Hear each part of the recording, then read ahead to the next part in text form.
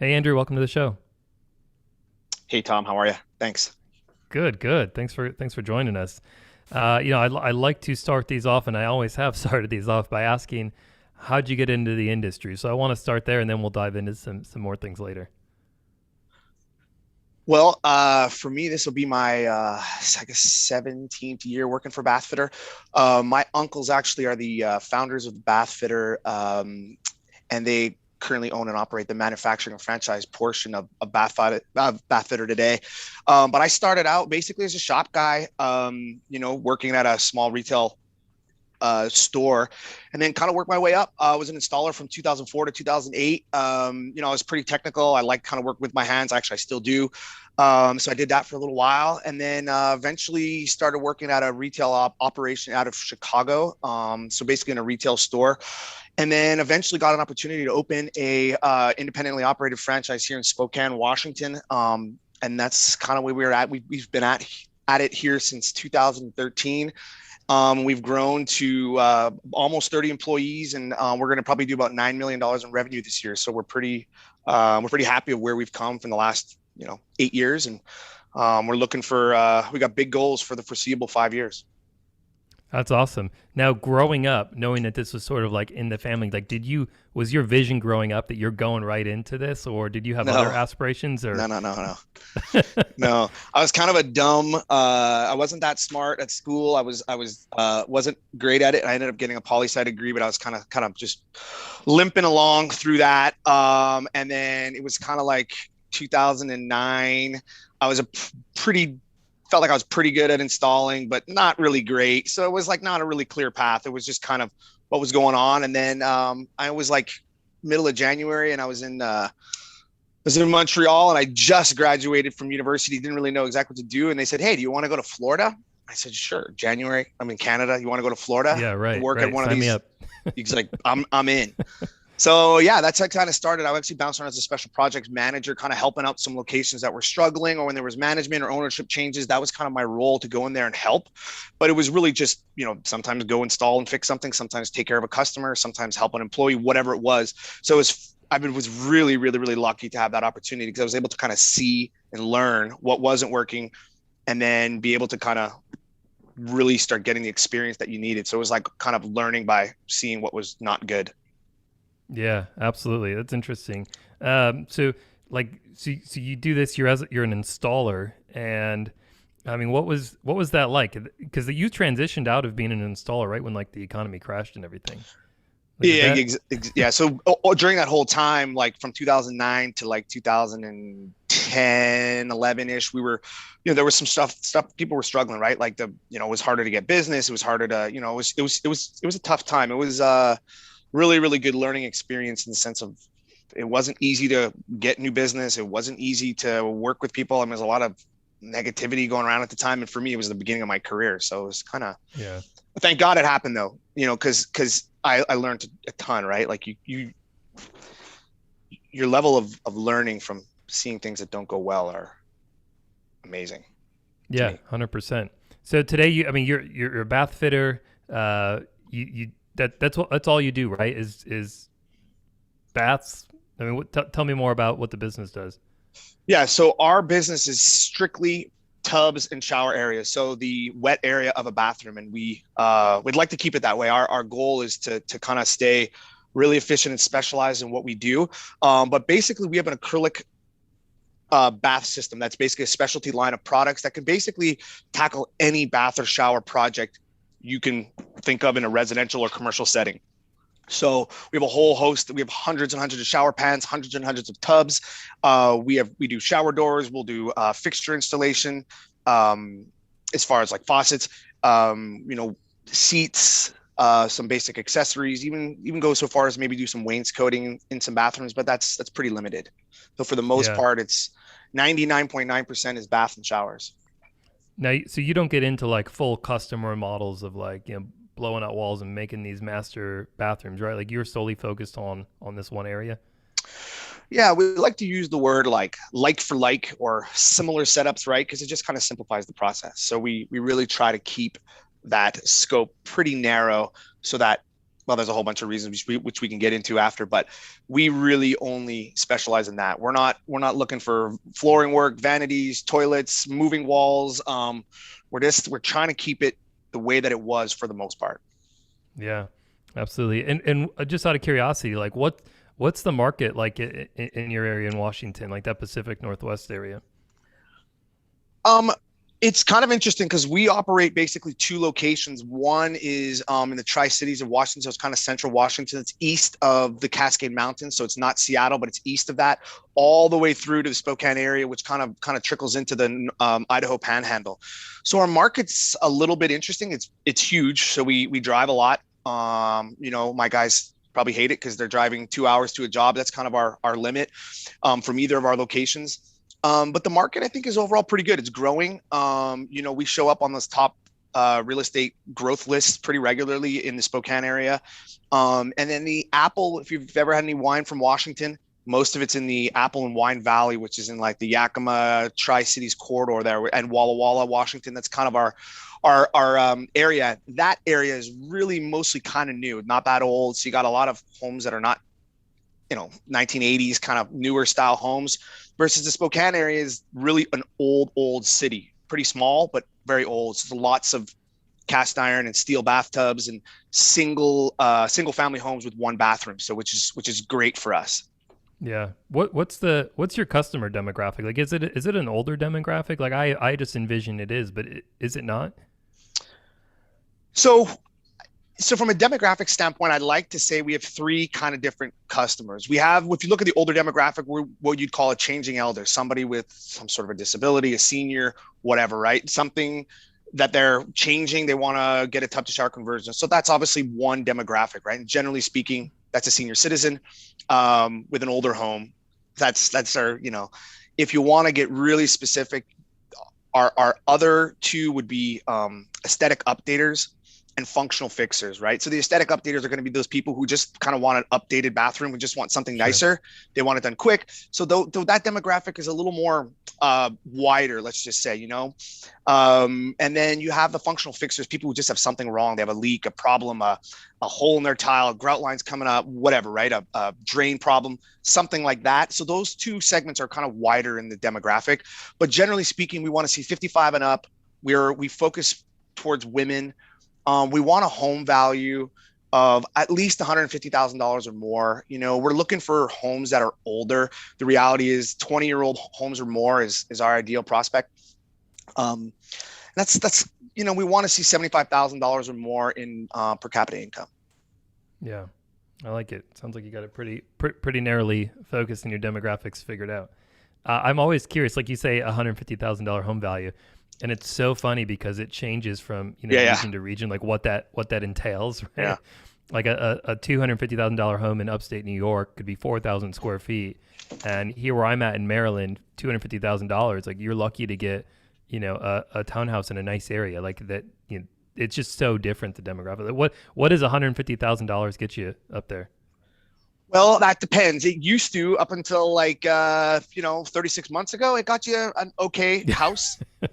So today, I don't Yeah. know. I can't answer that like Yeah. 100%. We bought a two-bedroom, two-bath home, small, like 1,000 square foot home in a really nice neighborhood of Spokane in 2014 for $172,000. Today, that house is probably worth 400. So I don't Yeah. know, but we want to. My main reason of saying that though is like you kind of just need the house to be worth of a certain, to Sure. make it worthwhile, right? Yeah, absolutely. So there's an ROI on that. Yeah. Awesome. I'd love to know, several things more about the business, but we'll dive into those here one at a time. But I'd like to know what are you most excited about? Like, what have you got that really excites you going on in the business? Should I say our next LEAP council meeting? You're welcome to. And full disclosure, so everybody knows too. Obviously, like you're a member of our Leap Customer Advisory Board, so we certainly appreciate the input and guidance that you give us. But yeah, that's a great plug. Yeah, no, I'm just kidding. But I think, I mean, in the big picture, I don't know. I love coming to work. I love today. I love coming to work even more today than I did 3, 4 years ago. But for us, I think the growth of the business, we're moving into a new location next year. we're looking to grow, but I'm really looking at kind of just totally dialing in the business, making sure every process is completely dialed in, making sure that our customer experience and the whole journey that they go through to get our product is really dialed in and really good.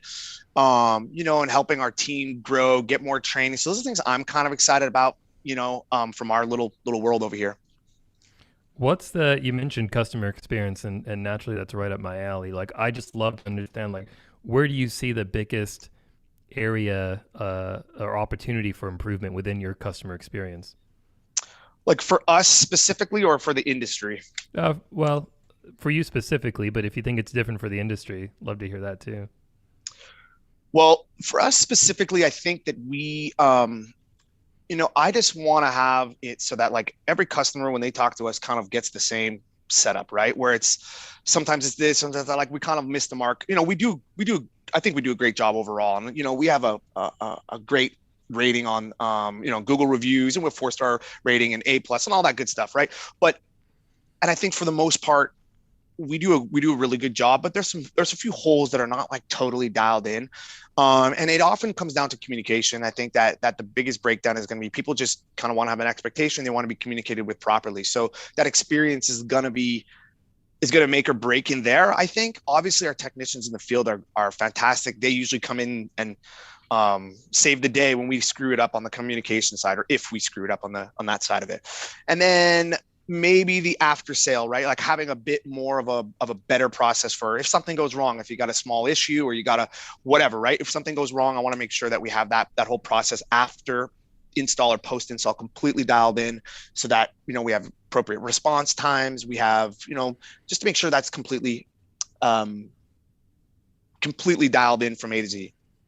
Yeah, absolutely. Are you guys, just out of curiosity? I've talked about this with a couple other people, but like, are you doing anything post sale with your customers to either get referrals, get reviews, send a thank you gift card? I don't know, any of those things. What do you do today post sale?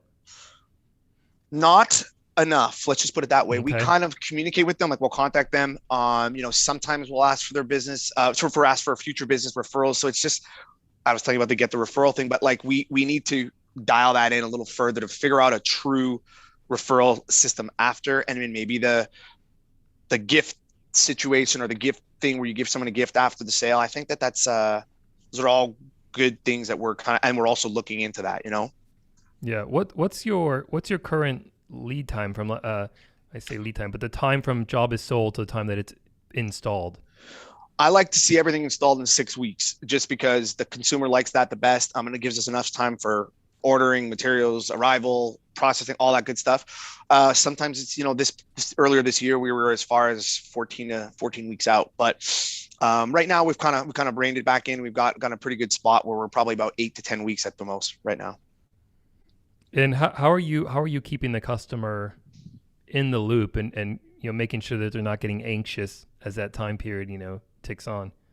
Well, one, set the expectation up front, right? When we sell the job, here's what it's going to look like. We're going to be 8 to 10 weeks out. We're going to make sure that they sign off on it. In fact, we have a sign up in the Leap that says, hey, right now we like to, we're installing jobs in 6 to 8 weeks, but some of them are taking 12 to 14 weeks. So we're just setting the expectation that if something goes wrong, back orders, whatever, right? There could be, obviously there's preventative sick days and COVID and all that stuff. We're dealing with a whole bunch of variety of factors here that are delaying stuff.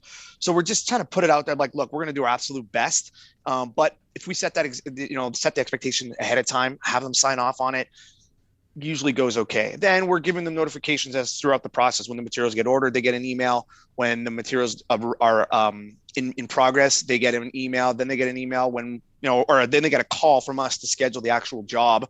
So they're getting communication from us the entire time. Yeah, that's great. And I imagine you're seeing a good response from customers with that clear communication of setting the right expectations, and that's sort of keeping them at bay from coming to you restless. Yeah, for the most part. I mean, listen, we're not perfect at it, but yeah, for the most part, that keeps people um, mostly happy. And customers are really actually pretty agreeable when it comes down to it, especially if you set the expectation right and you talk to them, you Yeah. communicate with them. People are pretty cool. Customers are really pretty nice overall. Yeah, I'd love to understand. I know you've been doing this now, I guess, probably feels like a long time, even though relatively speaking, it's probably not that long, but 15, 16, 17, 18 years, something like that. What has helped you? What maybe resources have helped you along the way? You mentioned like you're more excited today than you were maybe 3, 4 years ago. Like, are there things in your life or things that your resources that you're reading or people you're listening to or things that are providing knowledge and insight along the way? Well, yes. So, the reason I mentioned 3, 4, 5 years ago is because he was a little more buried then, right? Like today we started in 2013 here, and and when we were, I was the only employee, right? I hired 2 people, 3 people, 4 people. So, like 4 people in Yeah. 2013, and now we're 30, right? So I was buried 5 years, 3, 4 years ago, right? Like just doing a little bit of everything, didn't know really what I was doing, right? So anyway, what I think today has helped me is I've hired a coach. So I've hired a business coach through E-Myth, which is a book I'm sure many business owners have heard of or read or whatever. But it was something that really changed my perspective on everything. And then I eventually got so far to look for a coach, and it turns out they have a great coaching program that you can actually go through. And I've been doing that for about 2.5 years, and that's been a total game changer for me personally and for the business, I think. What do you think's been like the biggest benefit of that, or biggest piece of information they've given you that's really like maybe opened a door or allowed you to think differently about something? So from the coaching standpoint, you mean? Yeah, exactly. So I guess it allows me to look at the business totally different. Like it took me 3 years to understand. Like I read the book in like 2012 or 13, and it's like they always say, like working on the business, and it's like, what does Mm-hmm. that mean? Like you got to work on the business and not in the business. And I was in it, like Yep. everything. And I still am to a certain degree, but at the same time, it's like working on it. Like it took me 3 years to even realize what the hell that even meant. And then it the coaching thing takes once you met your coach and you start going through the process, it allows you to have this really introspective look at what you're doing from a day-to-day basis and what the owner spends his time doing and what your role is in the company and what the vision is and what the strategic objective is. And it actually, the coach makes you, or your coach will make you think about all these things and talk about them and write them down and hold you accountable. It's like, hey, is this part of the vision? Yeah, Which is that's great. it's been I don't know of any other thing that's been more instrumental than that. But I read a lot. I try to read a lot. Like I read the first couple chapters of each book I buy, and You better hope all the information's there, or else it's not being absorbed, right? yeah. Then I go to YouTube after the first couple chapters and get the gist of it. I'd love to know, like, that's a big thing for business owners, getting stuck working in their business and not on it. And so for you, like, what does that mean? Like, what kind of things do you do to work on your business that you obviously weren't looking at before when you were in it? Well, as a franchise, I guess you start with some basic systems and processes. So I think the system and processes that they bring that I was never really looking at, it's like, well, why don't we just write down how we're doing this? Like, why don't we just put this on paper, make steps? And again, there's still many things we don't do this way, but like certain things, it's like, okay, well, why don't we just write down the whole process? Like what's actually going on today? Why it doesn't look like it's working well? And I actually evaluate a system and process, like actually taking the time to evaluate what you're currently doing, dissect it, and then try to make a new one after that. And then that's really been something that we've been worked on a lot. And as a franchise, you have some of those things, which is great. But then what I've been able to, which is so for us, we've been able to kind of really dial them in. I guess you have a lot more traction because, they're already 50, 60% of the way there from what the franchise has offered you. And then you just take them to the next level and customize them for your own particular team and your own business. So that's been really helpful. So we didn't have to like go from 0 to 100. We've been able to go from 60 to 100 and able to kind of just dial in way more things to kind of just do a lot more different things, and we can get through stuff a lot quicker than we're not starting from scratch, I guess is my point, in the systems and processes standpoint. So it's even Yeah, more and productive. yeah, absolutely. And what was it like for you to sort of remove yourself from the day to day of the business and like empower people to do those things that were consuming your time before? Well, your coach says, look, you have to, or you're never going to be able to do what you want to do. You're never going to be able to take a day off. You're not going to be able to go on vacation. You're not going to be able to grow the business to the next level. You're not going to think about scaling it. You're just not going to, basically what I told her I wanted to get wasn't going to happen if I stayed there. So to me, it was like, I have to, right. And I didn't really know how to do it, to be honest, because I was always kind of the manager, and I like working with each person. And it's hard to let somebody else kind of get in the middle of that, like hiring a manager, which we've done. And there's been some struggles, like I like to say that, you know, it's hard to teach somebody management skills. It really is. And people skills. It's tough. Yeah. What's it been like building this team out, over the last 5, 6 years, 10 years, however long it's been? Like, what's it been like building out a team? It well, just I still hire every single person that comes into this business because I want to make sure they got the right attitude. I want to make sure they have the right it's the right fit for them. We have a whole variety of positions, right? We have some administrative roles, we have some sales roles, we have some installation role, like installer roles, which are basically tradespeople. Then we have some really entry level positions, and they vary a lot. So you gotta like the guy you hired to be a sales rep is obviously completely different from the technician in the field, right? Everybody we hire is W-2, so we don't have like a structure where we have a bunch of subs come into the mix. We have to literally get an attitude, characteristic assessment, and evaluate their technical skills of a tradesperson before we bring them in, right? So it's like, I guess to answer your question is, it's time consuming. It's extremely time consuming, I would say, interviewing, and I feel like that's probably my most time consuming role today. What uh what have you learned going through that process of building out the team? I know you mentioned some things there, but like what stands out to you that now that you didn't know when you started this journey of building out a team?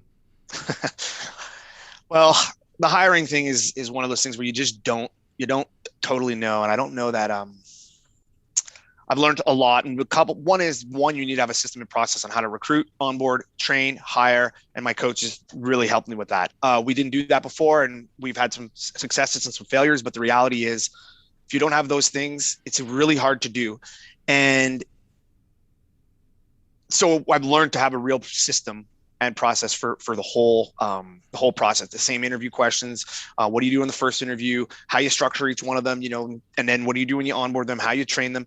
That's been a big thing. But like actually interviewing people and figuring out who's a good fit. I mean, I think I would love to be able to say logically that I could pin, say like I always know this and this is the right thing to look for in a person. I just don't think that's realistic. I've kind of hired from all different angles of it. Like when we're looking for technicians, for example, you look at guys who've had their own business who kind of want to come work for us. Then you bring guys who are totally green and teach them. Like we've kind of gone in every direction. At the end of the day, the only thing that's consistent is if the attitude's good and I feel like there's a fit, it's probably going to work. Yeah. Is there transition just a little bit? I asked you earlier about like, what are you most excited about? On the flip side of that, is there anything that keeps you up at night? Is there anything that you worry about or that just keeps a lot of your attention focused on that? Not nearly as much anymore, but a lot about my team. Really, I was kind of focused like on them, like what is this working for them? Mm-hmm. That's the things like I wouldn't say keep me up at night. I'm not like I try not to stress too much. I feel like I've done this long enough that like I feel like we're pretty predictable. So there's like I'm not staying like there's nothing that's really kind of haunting me in that regard. Like um, but I think that really his focus is on the team, right? Like, are we providing the right environment for them to work in? Those are the things I kind of think about a lot. That like maybe we're not doing a good enough job at training. Maybe we're not good enough job at offering different opportunities to different people on the team. And those are things that kind of keep me thinking about the business because I ultimately know that if without our team members, we're done. Yeah. Yep. No, absolutely. As you think about the next, 3 to 5 years, you see the business grow. I'm curious from an industry perspective. What do you see as far as changes coming in the industry in the next 3 to 5 years? Are there any, or do you think it changes dramatically a little bit? Just curious what your thoughts are. I don't know about dramatically, not for us specifically. Listen, Bathurst has been around for 37 years, so I don't see some drastic change coming from our, scope of work or that kind of thing. But industry changes are going to come. Like, right, we all see the not getting in your car and driving to a sales call is right, and going to sell a job is probably not going to happen in 4, 5, 6 years from now, right? Like to actually go to an on-site visit, like most people, in the roofing industry don't go at all, right? Like you know the deal. I mean, it's like it's crazy that the reality is we don't have to get in our car anymore to go to sell a job, which is pretty cool, I guess. So I think that's going to happen. I don't know, and it's already happening. As far as the homeowners hiring home improvement professionals, I think is the good news is for us. I think it's going to remain the same. Not exactly the same, but it's people are always going to need someone to do something on their home, especially if the values of their homes continuously creep up there. Yeah, absolutely. And from a supply chain perspective, like have you guys been affected at all by all the sort of delays in supply chain? We're really fortunate because a lot of our product is made by Bathfitter and we purchase it from them. There are some stuff like commodities, wood, materials, drywall, screws, whatever, right? That stuff, is not from there, but a lot of our product comes from them. So we've seen a little bit of disruption and they've done a fantastic job of keeping us mostly flush with the product, which has been great. We're not ordering windows from 4 different places and, we don't do windows, but my point is we don't have we only I would say 80% of all our product is purchased from one vendor. So that's been good. They've been good at delivering to us. We have some back orders here and there, but for the most part, we've been able to kind of not be extremely other than shipping costs have gone up, but other than that, we haven't really had to reschedule jobs and push stuff way out because of back orders. And do you think the specialization, like on how narrowly focused you are on what you specialize in, do you think that plays a role into it as well? 100%. You're not as exposed. Yes. I mean, that's really what it is, right? Because the reality is there's only, we have certain products can be reused for the same projects that, the same things, right? So there's certain wall systems, for example, and certain fixtures. They're specifically ordered for that customer, but it doesn't mean we don't have 7 other ones on the shelf currently. Yeah, makes a lot of sense. So I'd love to know what are you doing when you're not working? What do you enjoy doing? Well, I love working, so that's good. I consider it a hobby. I take on a lot of different remodel projects at my own home, or that kind of thing. I love doing that kind of hands-on work when I can. I'm not very good at it, but I like doing it. We're actually gearing up for the snowmobile season up here. So up in northern Idaho, there's some fantastic snowmobile trails. So I do a lot of that. I'm kind of gearing up for some big snowboarding and snowmobile trips coming up. So that's what's kind of occupying my time right now. Then I have a 3.5-year-old son. So obviously that's pretty time consuming as well. Yeah, tell me about it. Right. I know those adventures. Mine turns 4 here real shortly. What kind of remodeling projects do you do? Well, I personally I'll take on the easy stuff because like I said, I was a medium installer and I'm a medium technician. I like it, I like messing around the garage and screwing around with cars and, whatever. Basically my house has been remodeled from A to Z, whether it's, windows, painting, trim, adding a balcony, adding a garage, adding a deck, whatever. Right. So I'm always kind of doing something different there. Where do you go to learn how to do these things? Are you looking on YouTube or? Yes. Yeah.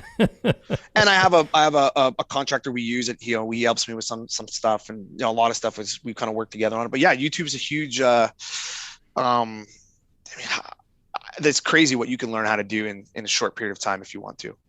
Oh, for sure. I've I enjoy starting demo projects and stuff. I'm like, I'll get about 80% of the way there, and I'll hang up some drywall, and then I'm like, ugh, I don't really want to do all this taping and mudding and finishing. I agree. That's my problem. Yeah, no, I agree. Me too. I mean, I kind of will take it, I'll make the plan and then kind of do some stuff and fill in the blanks and then have some other people do the work, throughout the process. But the other thing is, I don't know, I was thinking about making a company, and then the last part of the project, the last 10% of the project always lingers too, little painting touch-ups. So I was actually thinking about opening a home improvement company completely separate that just is a wrap-up punch list kind of thing. Yep. Call it the last 10%. Exactly. You don't need the most skilled person to do it. You just need the punch list to get done. Everybody wants it done. I was talking to my buddy about it. We were joking about it. It's always that last little bit that never kind of gets totally dialed in. The shelf never gets put up. The finishing touches never get completely done, The crown molding on the kitchen cabinets. And I'm speaking from experience here. Yeah. I'm just walking around your house and go, that's not done. That's weird. We got most of the way there. And it's God, that's weird. Well, that's awesome. Well, I'm glad you're looking forward to winter. I am not. I need to get more winter activities.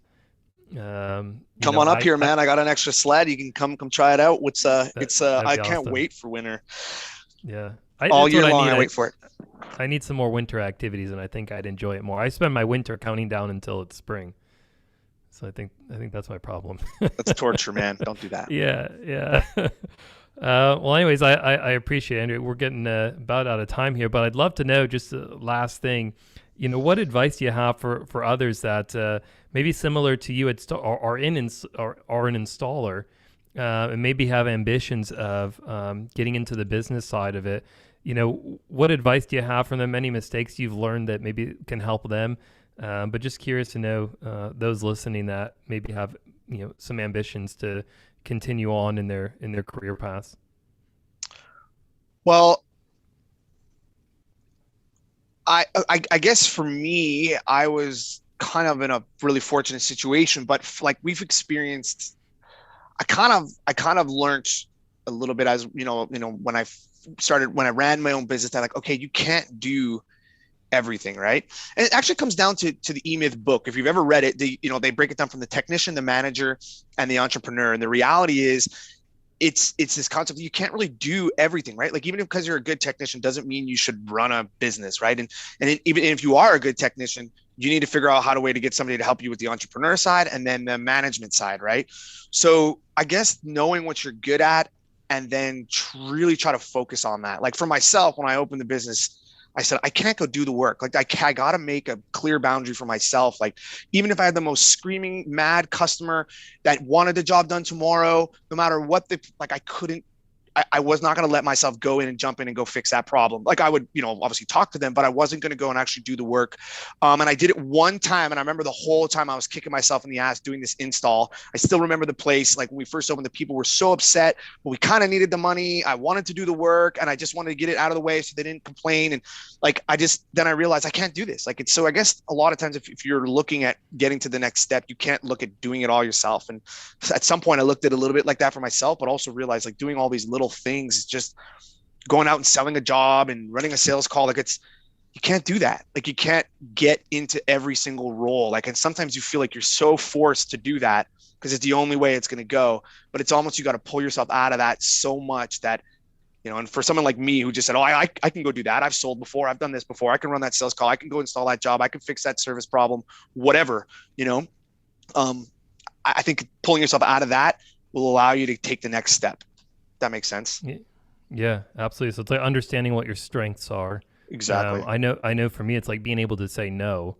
Like it's super hard. You want to do everything, and maybe there's things you can do well, but it's taken away from other things, and there's other people that may be able to do it better. And so for me, I know it's like saying no. I mean, saying no is tricky, right? Like even to staff or whatever, when things come up, or saying no to customers or saying no to jobs or whatever, right? Like that's, it's hard to say no to my 4-year-old son when yes. he wants something. 100%. So, all right, Andrew. Hey, I appreciate it. Thank you for joining us, and have a great day. Cool. Thanks, Tom.